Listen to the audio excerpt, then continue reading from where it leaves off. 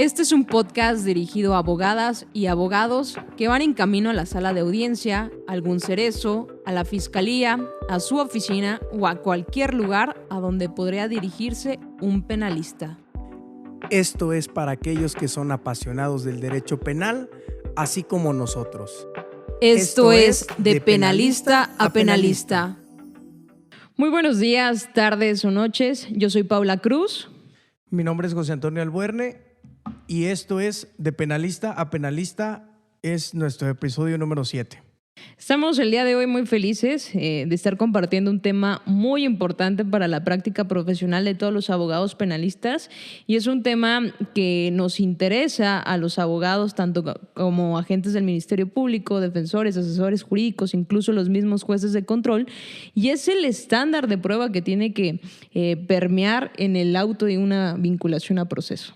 Claro, es un tema un poquito complejo porque vamos a partir de la base de que no existe ninguna formulación legal respecto de lo que debiéramos entender por un estándar de prueba, inclusive ni a nivel jurisprudencial ha quedado esto de alguna manera definido, y ya es un poquito difícil pensar que desde el 2008, de esa reforma a que cuando se instauró el sistema, pues hemos navegado sin saber, incluso se han dictado autos de vinculación a proceso sin conocer ese estándar, o se han dictado autos a la inversa.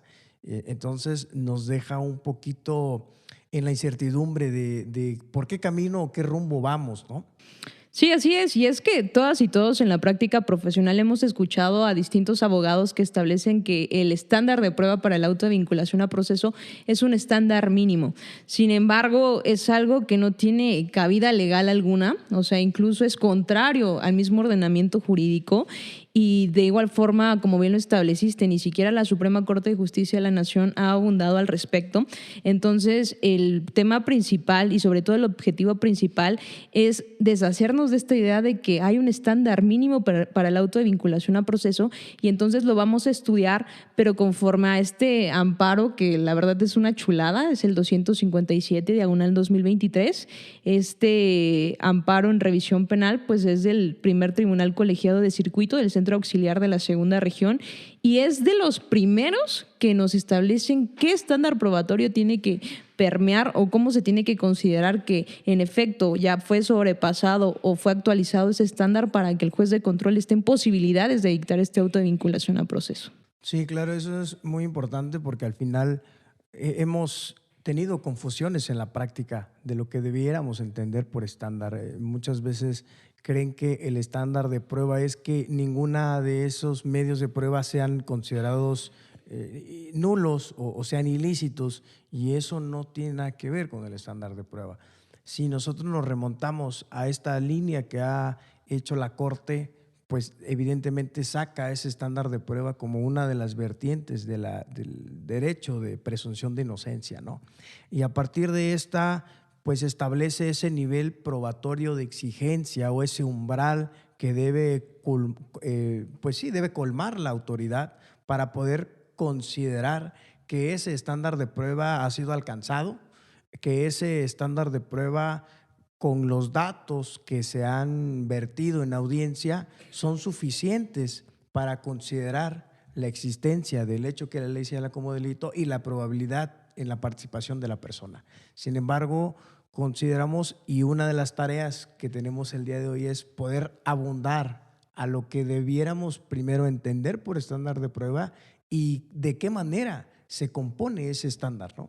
Sí, es importantísimo porque en términos del artículo 130 del Código Nacional de Procedimientos Penales, la carga de la prueba la tiene el agente del Ministerio Público, y esta carga de la prueba tiene que sobrepasar y tiene que actualizar este estándar probatorio que estamos a punto de explicar, porque además forma parte del derecho del imputado al principio, bueno, también tiene relación con el principio de presunción de inocencia, que es un derecho poliédrico, ¿no? Ahora bien, también hay que tomar en consideración que lo que muchas veces establecemos como el estándar mínimo proviene pues de de la misma redacción del artículo 316 del Código Nacional de Procedimientos Penales, que es importante ahorita puntualizar que se establecen requisitos de fondo y de forma, ¿no? Los de forma, pues es que el agente del Ministerio Público, en términos del primer párrafo, haya solicitado este auto de vinculación a proceso, que haya formulado imputación, que se le haya dado esta posibilidad de ejercer su derecho a declarar por parte del imputado, y sobre todo donde a nosotros ya nos causa ruido son estos requisitos de fondo que están previstos en la fracción tercera de este numeral 316, que es que a través de los datos de prueba que haya vertido la representación social se puedan obtener indicios razonables, posteriormente nos dice esta redacción, de que existió un hecho, de que ese hecho es considerado por la ley como delito, que por cierto aquí como paréntesis publicitario hay que establecer que es un tema muy importante que ya abordamos en un live, así que los invitamos a remitirse ahí a nuestra página de Facebook para que puedan verlo. Estuvimos checando qué es el hecho que la ley señala como delito y a través de este estudio con la teoría del delito, ¿no? Y posteriormente la probabilidad de que el imputado haya participado o lo haya cometido, ¿no? Y la probabilidad es donde nos causa ruido, porque lo probable, si nos vamos a términos lingüísticos, sería pues lo antagónico a lo que fuera imposible, y la mayor de las proposiciones fácticas de la representación social es posible. Entonces, si nos vamos nada más a ese término lingüístico, pues estaríamos diciendo que por el simple hecho de que la víctima presentó una denuncia, una querella, en ese momento ya estaríamos acreditando esa probabilidad. Claro, porque sencillamente, aunque exista un 1% de probabilidad de que eso pudiera haber sucedido, o que eso pueda estar fundado de alguna manera, la acción penal pues tiene trascendencia para que se pueda vincular a proceso a una persona, ¿no? Consideramos nosotros, y ya lo hemos adelantado, no necesariamente en el programa, en varias pláticas que hemos desarrollado, que la misma formulación o la misma, el diseño de esta fracción tercera de este artículo 316 no nos dice que es un estándar de prueba, y contrario a ello, como operadores jurídicos hemos caído en la práctica de tomar en cuenta pues de 4 o 5 líneas, tratar de extraer lo que debiéramos entender por estándar de prueba, cuando el estándar de prueba es pues quizá es un sistema, es una formulación que ha tenido un desarrollo a través de varios años para que existan propuestas de expertos, de verdaderos maestros, para poder entender en primer momento la teoría de la prueba, el razonamiento probatorio. No es cosa sencilla, y es un poquito atrevido de nuestra parte pues que fundemos ese estándar en la probabilidad, porque se incurren en esos errores de los que ya nos has estado platicando. Sí, así es. Además que me ha tocado incluso en la práctica profesional, donde los jueces de control se atreven a señalar, y esto lo digo con todo respeto, que la Suprema Corte de Justicia de la Nación, a través de la primera sala en esta tesis que ya conocemos, que es de Registro Digital 2014-800, que ya se ha pronunciado respecto al estándar de prueba y que es un estándar mínimo. Sin embargo, esto resulta absurdo, erróneo, basta con remitirnos al engroso que viene de la contradicción de tesis 87-2016, y justamente textualmente lo que hace la Suprema Corte de Justicia de la Nación es que van a analizar el estándar, pero del hecho que la ley señala como delito, estableciendo como qué es lo que debería entenderse, cuáles de los elementos de la conducta típica deberían establecerse ahí, que por cierto lo hace de forma muy simple, muy no a grosso modo, pero en ningún momento habla del estándar de prueba. Incluso dice que como no es materia de esa contradicción de tesis, pasan a su entendimiento, pasan a su estudio. Entonces resulta otra vez un problema que ni la Suprema Corte de Justicia de la Nación ni el legislador no los estableció, y entonces lo que se hace es a través de esta interpretación o intento de interpretación sistemática decir, bueno, el 359 del Código Nacional de Procedimientos Penales para el dictado de una sentencia condenatoria se requiere más allá de toda duda razonable, y entonces a consideración el 316 pues requiere algo mínimo. Eso a la vez es cierto. ¿Por qué? Porque vamos a tener 3 momentos procesales, importantes para el tema del estándar probatorio, que es el dictado o el libramiento de una orden de aprehensión, el auto de vinculación a proceso y una sentencia. Y entonces es obvio en ese sentido que vamos a ir escalonando a este estándar probatorio. No va a ser lo mismo lo que se requiere para una orden de aprehensión que para el auto de vinculación a proceso, máxime tomando en consideración que en esta solicitud de la orden de aprehensión es únicamente la información que la representación social le está vertiendo al juez y no se tiene este contacto de contradicción con la contraparte para poder refutar esa hipótesis, ¿no? Claro, entonces, digo, el mismo Jordi Ferrer, Carmen Vázquez han establecido estas bases, Jordi Nieva, Fenol también lo ha dicho, el estándar de prueba conforme avanza el proceso se volverá más exigente. Es un poco laxo en un inicio, pero esa complejidad en su formulación va a aumentar, porque al final de cuentas, si entendemos que en el juicio se desarrolla o se prueba el fondo, que es el hecho, y que más allá de toda duda razonable quede acreditada la plena responsabilidad de alguien, pues entendemos que ese es el estándar más exigente. Cuando entendemos esta formulación de los estándares, de igual manera entendemos que el mismo código no ha diseñado cuál va a ser el estándar que debiéramos entender para juicio. La Corte lo ha determinado a través de varias ejecutorias, sí ha hecho esa distinción o ha permeado en ciertos elementos para poder considerar lo que debiéramos entender en este estándar. Sin embargo, esta plenitud, hablando en estos temas de razonamiento probatorio, pues siempre va a ser probabilístico. Lo que haya ocurrido en el mundo exterior en algún momento determinado, ni el Ministerio Público lo conoce, ni el defensor, mucho menos el juez. Entonces, lo que se va a acreditar es en grado de probabilidad, más no una certidumbre o no una certeza plena. Cuando entendemos esto, encontramos que la búsqueda de la verdad que tiene todo proceso penal, desde luego, se encuentra sujeta a ciertos obstáculos. Al final esa verdad jamás la vamos a poder conocer. Ahora, si no podemos saber lo que ocurrió en realidad en el mundo, pues estos estándares de prueba nos dan la pauta para que al menos en grado o en el grado en que el proceso lo permita, poder determinar que un hecho ha sido probado, ¿no? Así es. Y lo que se hace a través de este amparo 257-2023 es tomar en consideración las propuestas de estándar del maestro Jordi Ferrer Beltrán, donde nos establece que estos 7 supuestos del estándar de prueba, y es importante porque a través de este análisis llega a la conclusión de cuál de ellos debe operar para el dictado de una auto de vinculación a proceso. Y si quieres los tratamos muy puntualmente para que pues, las personas que nos estén escuchando puedan tener en consideración y en mente estos estándares de prueba, y si gustan pues con mayor completitud pues estar leyendo el engrose. Claro, al final debemos entender que Jordi Ferrer es procesalista. Esta propuesta de estándares de prueba no solo son aplicables al proceso penal, es aplicable en toda materia, en todo proceso, y será tarea de nosotros poder identificar cuál es el más adecuado para ciertos momentos. En este caso, el auto de vinculación a proceso. Pudiera ser el liberamiento de una orden de aprehensión, pudiera ser incluso la orden de comparecencia, o bien cuando se debe imponer una medida cautelar. Entonces, creo que este mismo colegiado es el que hace esos amparos directos en donde establece cuál es el estándar de prueba para imponer una medida cautelar. Y cuando habla de la libertad dice, es un grado de exigencia muy, muy, muy grande porque te estás jugando la libertad. Me parece que es el mismo, sin embargo, pues no quiero dar información errónea. Lo dejamos en los comentarios. Exactamente, exactamente.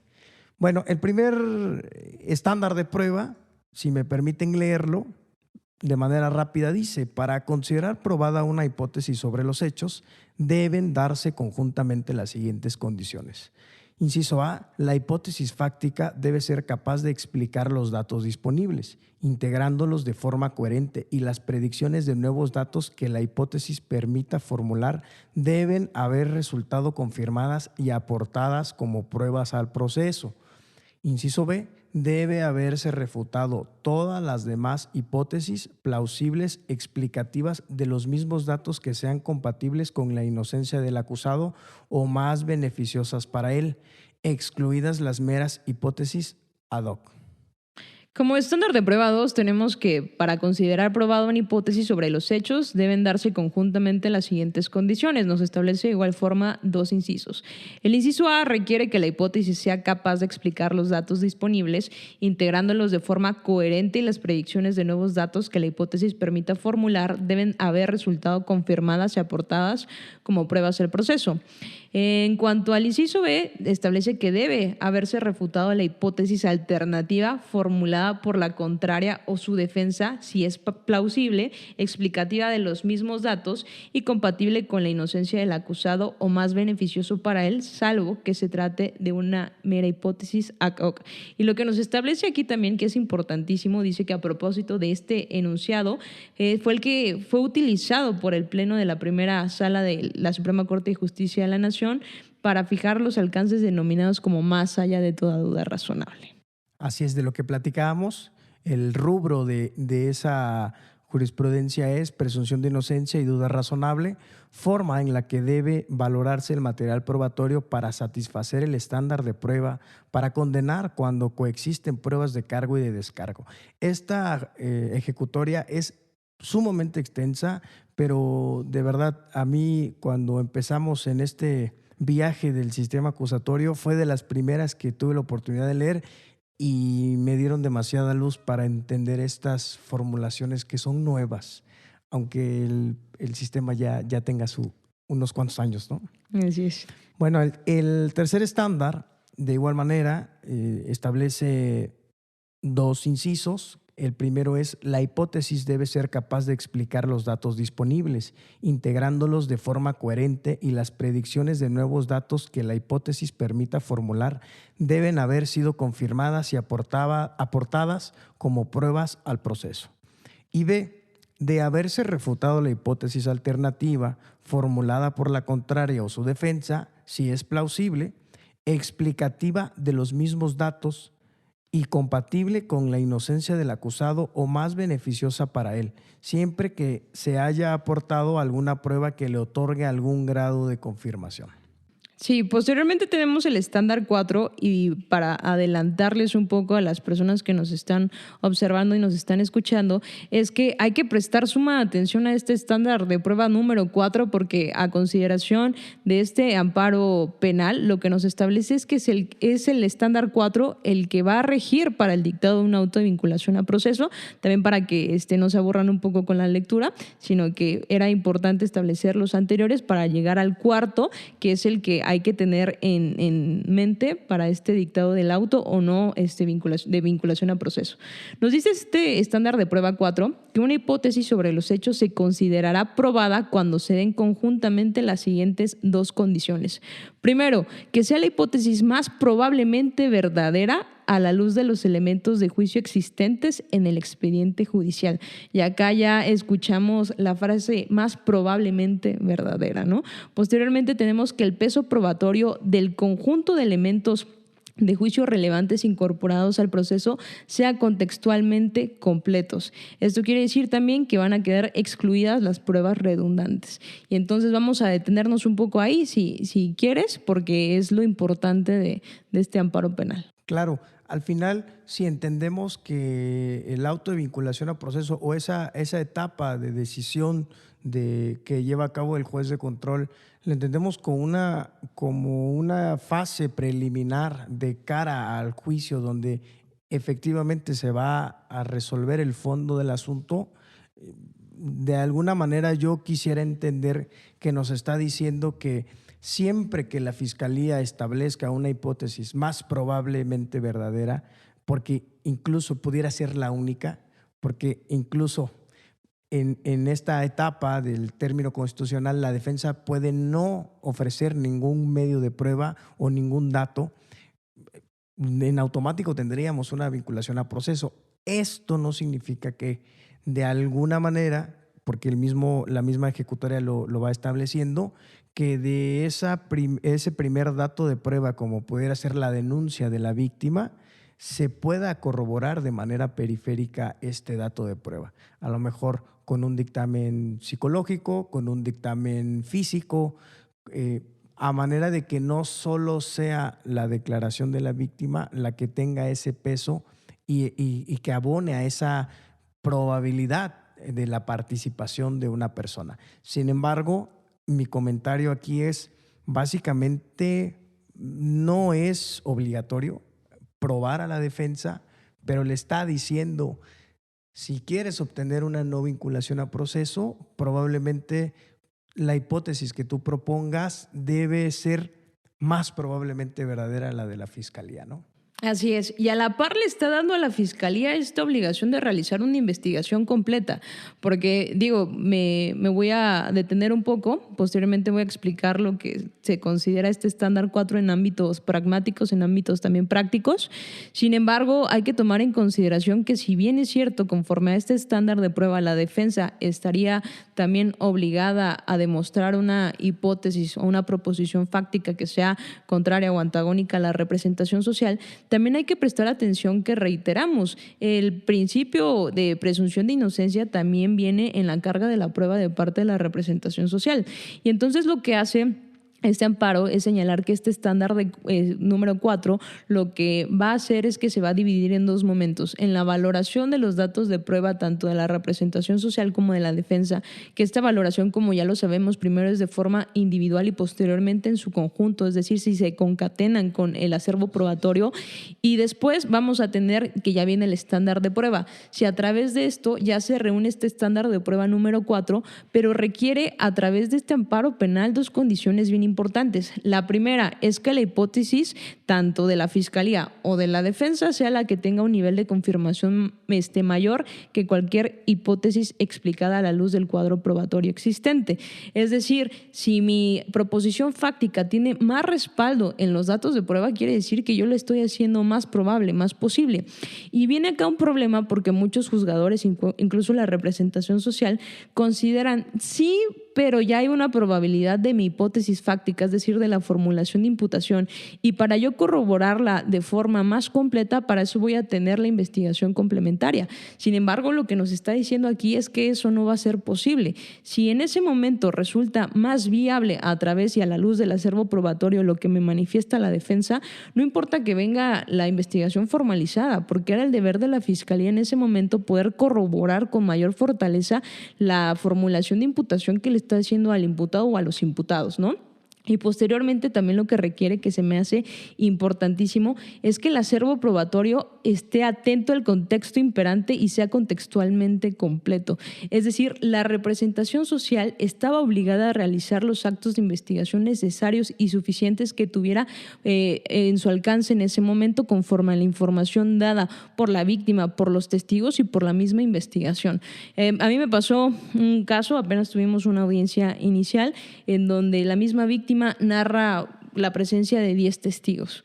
Narra la presencia de la policía, narra la presencia de varios testigos y nunca se corrobora.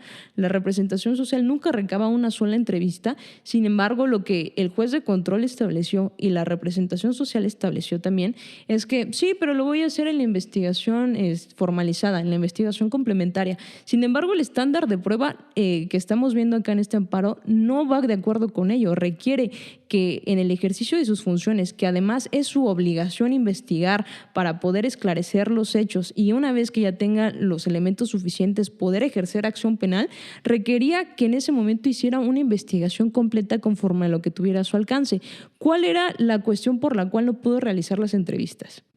No había ninguna. Entonces, en ese sentido, entender que se va a priorizar la investigación formalizada y que con los actos de investigación mínimos que hizo ya está el estándar de prueba actualizado, eso incluso es contrario al principio de presunción de inocencia. Entonces, reiteramos, la investigación tiene que ser completa. ¿Y qué es completa? Pues contextualmente, en el caso concreto nos vamos a enfocar. Por ejemplo, si estamos hablando de un abuso sexual, una violación, pues los actos de investigación que primero son los básicos, los suficientes y los que se tengan al alcance en ese momento. Un dictamen médico, ¿no? Un dictamen psicológico, la inspección ocular, o sea, los actos de investigación mínimos. Claro, porque bastaría, y lo mismo han establecido estos autores, que bastaría la pura declaración de la víctima para vincular a proceso a alguien. Debiéramos entender y debiéramos poder contextualizar lo que el legislador nos quiso decir cuando creó este auto de vinculación a proceso, porque en un inicio recordarás en el sistema el auto de vinculación era una excepción. No lo quiero decir de manera respetuosa, pero al día de hoy se entiende eso. La investigación es imperfecta, la investigación tiene defectos, está de alguna manera, solo se llevaron a cabo las líneas de investigación de cargo, más no hubo de descargo, no hubo una investigación objetiva. Sin embargo, le alcanza al Ministerio Público para que pueda ser vinculada a proceso la persona. Se ha vuelto la regla general. Entonces, a partir de esta ideación, de esta propuesta de estándar de prueba, las cosas podrían cambiar. De hacerlo valer nosotros, podríamos empezar a encontrar estos, pues de alguna manera, criterios, poder forjar nosotros los propios criterios en las tesis para poder tener, cuando menos en la vía jurisprudencial, alguna propuesta de estándar de prueba, porque volveríamos a lo mismo. Se te vincula o no a proceso sin saber lo que requería de mí el estándar o lo que requería de la Fiscalía el estándar, pero aún así lo hago. Y esa es la actividad que se ha llevado a cabo. Nadie tiene la culpa. Al final de cuentas, traemos un sistema, lo implementamos, pero hay cosas que no se pensaron, creo yo, que no se pudieron definir. Si esto o alguna otra propuesta de estándar de prueba estuviera en la ley, estuviera en el código, en alguna tesis, alguna jurisprudencia de manera clara, creo que sabríamos, como lo han dicho estos procesalistas, qué es lo que pida de ti la ley como operador jurídico para alcanzar X o Y resultado. Porque estaríamos navegando en un mar de incertidumbre, porque no sabemos, en primer momento tuvimos que definir a través de la Corte qué es el hecho y qué es el hecho delictivo. Sí. Y hasta ahí han sido los avances que hemos tenido. Sí, y justamente ahorita que estás hablando del tema del hecho que la ley señala como delito, hay que establecer, y también conforme al live que tuvimos en nuestra plataforma de Véanlo, Facebook, por favor. sí, que la probabilidad no está en el hecho que la ley señala como delito. O sea, textualmente la fracción tercera del artículo 316 nos establece que los datos de prueba que haya vertido, haya expuesto la representación social, se obtenga la existencia de ese hecho y que ese hecho sea la ley que, un hecho que la ley señala como delito, perdón. Sin embargo, la probabilidad en tema textual del 316 fracción tercera viene en la participación o en la comisión del imputado, y es en donde vamos a tener en presencia o vamos a tener aquí actualizado este estándar probatorio. Y reiteramos, para que sea un estándar probatorio que pueda dar lugar a un auto de vinculación a proceso que no sea arbitrario, tiene que estar sustentado en este estándar, que es lo más cercano que tendríamos a un análisis al respecto, porque de lo contrario, si bien es cierto que una auto de vinculación a proceso no significa que el imputado inmediatamente va a estar sujeto a unas medidas cautelares, sabemos que pues todavía está en discusión el tema de los delitos considerados como graves, que están previstos en el artículo 19 constitucional, párrafo segundo y 167. Y quisiera decir que con unas investigaciones mínimas de la representación social pudiera establecer esta probabilidad de automáticamente poderle dar a estas proposiciones fácticas una clasificación jurídica como conductas típicas graves, y entonces a consecuencia vamos a estar perturbando la libertad del imputado. Incluso aunque no esté sujeto a medidas cautelares, el auto de vinculación a proceso quiere decir que se va a requerir la presencia del imputado para que ese proceso pueda seguir su curso y su cauce. Entonces sí estamos limitando en algún momento la libertad del imputado, por lo tanto no podríamos entenderlo como un estándar mínimo, que con el simple dicho de la víctima ya pudiéramos establecer esta probabilidad, sino que tienen que realizar actos de investigación suficientes y además tienen que hacerse este ejercicio para poder establecer si la proposición fáctica de la defensa tiene más fortaleza que la de la representación social y si incluso le puede dar la vuelta, o sea, puede ser más probable la de la defensa que en ese momento pues suprima la posibilidad de que haya sido como lo esté estableciendo el agente del Ministerio Público. Y esto es importante porque muchas veces nosotros llevamos, por ejemplo, 4 entrevistas de testigos, independientemente si decidimos llevar medios o datos de prueba, y la representación social 1, o la representación social a mí me tocó que nada más el dicho de la víctima y un dictamen médico, que por cierto las lesiones no guardaban congruencia con lo que ella había narrado que le había sucedido. Y entonces la misma víctima narra la presencia de 4 testigos y nosotros los llevamos. Y entonces en ese momento los testigos dicen, no, es que no fue como ella está contando.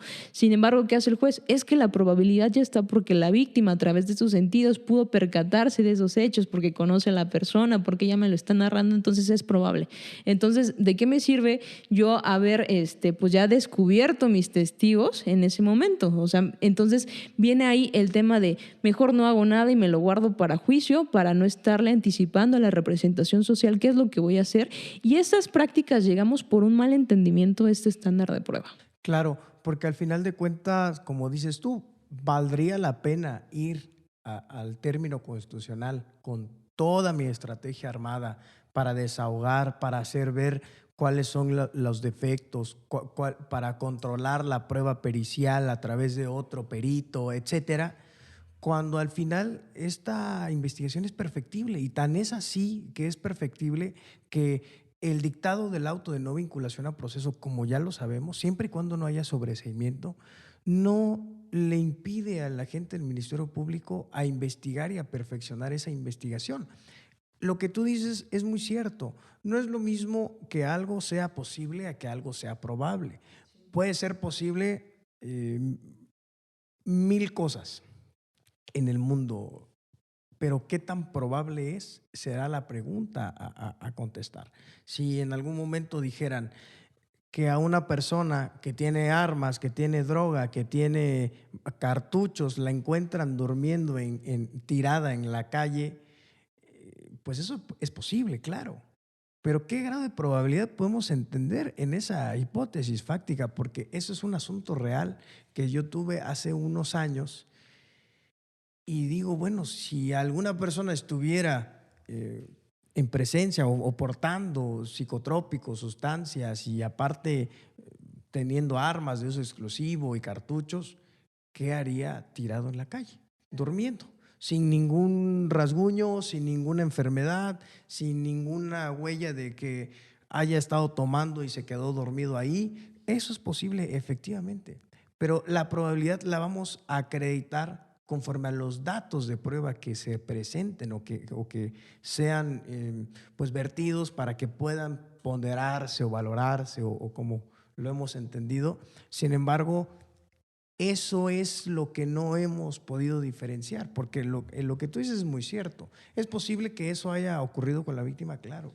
¿Qué tanta probabilidad existe, no? Y qué tanta probabilidad existe que tus testigos ahora de descargo pues nos hayan señalado una hipótesis alternativa a lo que sucedió. Al final de cuentas, si se hubiese logrado la no vinculación, sabemos que puede perfeccionar todo eso el agente del Ministerio Público y volverte a citar a tu representado y ahora sí tener una acción penal un poquito más completa. Sin embargo, esto debiera hacerse desde el primer momento en que se lleva a cabo el ejercicio de la acción penal, ¿no? Sí, y si bien es cierto es que lo que se intenta en este momento es no adelantarnos a un juicio, es decir, no tener esta carga de la prueba que se requiere para juicio, por eso muchas veces se confunde en que la intención siempre es pasar a una investigación formalizada, pero esto no puede ser a expensas del imputado, ¿no? Porque muchas veces estamos en presencia de una denuncia o una querella donde la víctima hizo manifestación de lo que supuestamente aconteció y después viene nuestro imputado a ejercer su derecho a declarar, y muchas veces lo que hace el juez de control es tomar únicamente lo que le perjudica y decir, está corroborando la proposición fáctica de la representación social y la manifestación de la víctima porque él se puso en el lugar de los hechos. Sí, sin embargo te está diciendo que no fue lo que sucedió, que fue algo diverso, pero en ese momento tú ya le estás dando un valor probatorio más alto a lo que te dijo la víctima, aun cuando no está en este ejercicio de inmediación, cuando es por escrito. Y incluso podríamos decir que a través de lo que el imputado manifiesta podemos traer y reforzarlo con otros datos de prueba, pero lo que hace el juzgador es únicamente tomar lo que va reforzando la proposición fáctica de la representación social. ¿Por qué? Porque en un momento posterior tu defensa lo vas a poder volver a alegar en una etapa posterior en juicio. Sin embargo, esa no es la naturaleza del dictado de un auto de vinculación a proceso. Creo que estamos perdiendo esta idea, estamos perdiendo el principio base.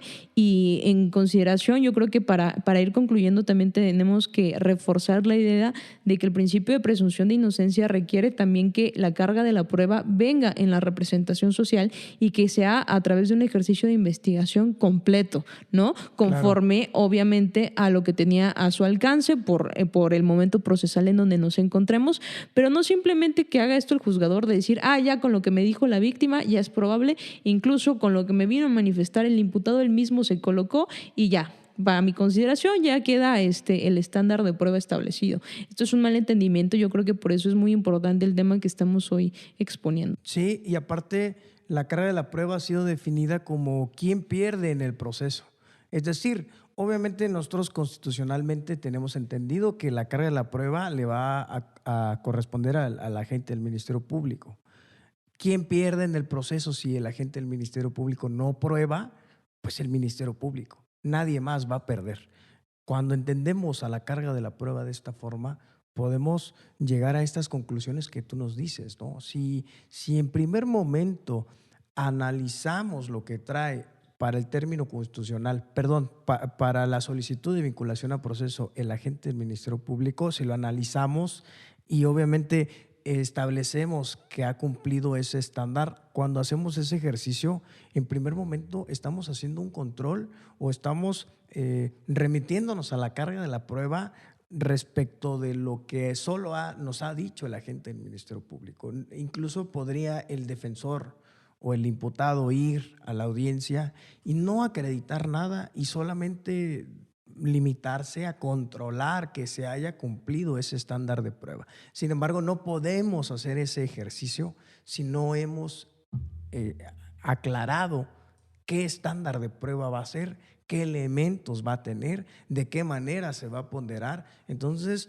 nosotros consideramos que no es una cuestión sencilla, por eso el interés de poderles leer esta chulada de amparo, sí, porque es un paso muy grande para la formulación de estándares de prueba. Ahora, lo que tú dices es muy cierto, has llegado a una conclusión que me gusta.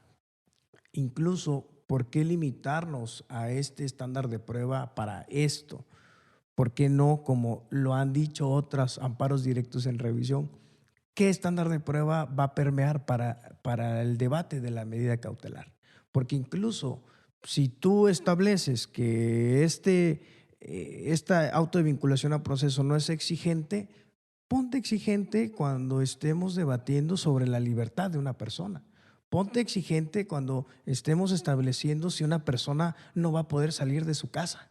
Entonces, si entendemos estos valores, pudiéramos llegar a la conclusión, este es un punto de vista muy personal, que incluso pudieras vincular proceso como regla general si gustas, porque incluso se ha tenido esa plática de ¿por qué no eliminamos el auto de vinculación a proceso? Y está bien si lo quieren hacer. Me parece más importante aún es cómo vamos a decidir si una persona va a estar en prisión, lo que dure su proceso, y si lo vamos a establecer o lo vamos a imponer conforme a datos de prueba objetivos y no máximas de la experiencia del juzgador o comentarios subjetivos o datos de prueba que a lo mejor no tienen tanta coherencia y congruencia. Desde luego no se dice con el ánimo de faltar el respeto, pero a mí me da alegría ver esto porque se entiende que vamos avanzando. Sí. Y en el proceso, en el mismo manual de la Suprema Corte de Razonamiento Probatorio, que se lo recomendamos de igual forma, establece para toda decisión de un hecho, no necesariamente el de fondo, puedes ocupar estándares de prueba para tomar esa decisión. De manera contraria, se estaría violentando este sistema racional de valoración de la prueba. Estaríamos regresando a ese sistema tasado, a ese sistema subjetivo, porque tenemos o seguimos arrastrando esos vestigios del anterior sistema, pero esto me parece un avance grandioso. Sí, también para tomar en consideración que hay que quitarnos de la idea de este estándar mínimo, porque así como lo escuchamos, lo repetimos, incluso los Claro. mismos jueces traen esta idea, incluso la misma representación social es como, es que es el estándar mínimo, o incluso cuando somos asesores jurídicos que estamos presionando a la gente del Ministerio Público para que ejerza acción penal y a veces el Ministerio Público manifiesta, es que me faltan estos actos de investigación y luego los asesores, es que el estándar es mínimo y entonces realmente pueden darse un clavado a todo el Código Nacional de Procedimientos Penales y nunca van a encontrar que el legislador haya establecido este estándar mínimo. No existe. Entonces, estarlo aplicando y sobre todo estar fundamentando el auto de vinculación a proceso en esta idea está causando un daño terrible en nuestro sistema de justicia penal, porque como bien ya lo dije hace un momento, si bien no en todos los asuntos vamos a tener como medida cautelar una prisión preventiva oficiosa justificada, el simple hecho de que quede sujeto a un proceso judicializado el imputado quiere decir que se va a requerir su presencia y en ese momento estamos afectando de forma parcial su libertad. Entonces no puede seguirse fundamentando, pensando en esto, sino que esto, yo creo que este es un buen parteaguas, da una buena luz para todos los operadores del sistema y pues los invitamos a razonarlo, a leerlo y también a volverle a dar una lectura a la tesis de la primera sala, la 2014-800, para que entiendan que la Suprema Corte de Justicia de la Nación nunca emitió pronunciamiento respecto al estándar de prueba. Lo único que hizo, y muchas veces nos confundimos porque se utilizó la palabra estándar, es para el estándar del hecho que la ley señala como delito, para intentar establecer qué se debe de entender con eso a través de los elementos de la conducta típica, pero nunca en cuanto a la prueba. Y pues en efecto, esto yo creo que si bien es cierto, va dirigido y es una obligación para todos los operadores del sistema, máxime para los jueces de control que tienen que ser los garantistas, ¿no? Son los que llevan el control de la audiencia y además pues tienen que estar intentando garantizar que en la mayoría o en la mayor medida de lo posible, pues estén garantizando estos derechos humanos de las partes, ¿no? Y entonces en ese sentido pues exigirle a la representación social que lleve una investigación pues suficiente para este momento y no estar intentando solicitar vinculación a proceso con el mínimo de esfuerzo, ¿no? Claro, realmente esta fue parte del asombro que nos dio cuando leímos Sí. perdón, se me fue la palabra, esta sentencia. En el anterior episodio lo platicábamos con el juez Eduardo Osorio, quien estuvo y fue muy amable al aceptar nuestra invitación. Y en esas pláticas que tuvimos para organizarnos, para que estuviera con nosotros, pues hablábamos de todo esto, ¿no? Entonces, realmente encontramos que es una construcción, que la misma Corte sí nos ha ayudado a dilucidar ciertas cosas, pero el sistema sigue avanzando y los problemas siguen avanzando y en algún momento, como todo sistema es perfectible, necesitamos más avance, más propuestas, para que esto de alguna manera sea obligatorio y tengamos más certidumbre en el ejercicio profesional para beneficio de todos desde su trinchera. Y pues no queda más que aplaudir, la verdad, la labor de los operadores que realizaron esta propuesta. La verdad es que nos da mucha luz y sobre todo pues mucha alegría que comiencen a tocarse este tipo de temas, ¿no? Que mucha falta nos hacen. Sí, la verdad que, bueno, también se los comentamos. Si ustedes gustan y ustedes quieren, vamos a empezar con la capacitación, vamos a empezar a ofrecer cursos obviamente de 2, 3 sesiones y vamos a ir avanzando poco a poco conforme ustedes nos lo permitan. En poco vamos a dar esa publicidad para que se puedan integrar ustedes y este formato de PAP, la academia, pues tiene este objetivo, ofrecer capacitación. Obviamente es un formato, es un proyecto paralelo al podcast, pero van ligados de la mano y pues ojalá se puedan acercar, se puedan animar. Vamos a estar aterrizándolo de una manera más pormenorizada y sobre todo desde el ambiente práctico. Sí, la constancia tiene que verse inmiscuida en el tema de la educación y es lo que intentamos realizar a través de este proyecto de llevar de penalista a penalista a hacer una academia para poderles brindar cursos accesibles, muy prácticos, sobre todo tomando en consideración pues que tanto Antonio como yo nos dedicamos al ámbito profesional, a ser abogados postulantes únicamente en materia penal y entonces a través de las experiencias diarias, buenas o malas, de los errores o incluso de las victorias, pues podríamos darles información útil y la verdad es que yo siempre digo que venimos de este mundo a compartir y pues sería excelente que nos pudieran estar acompañando.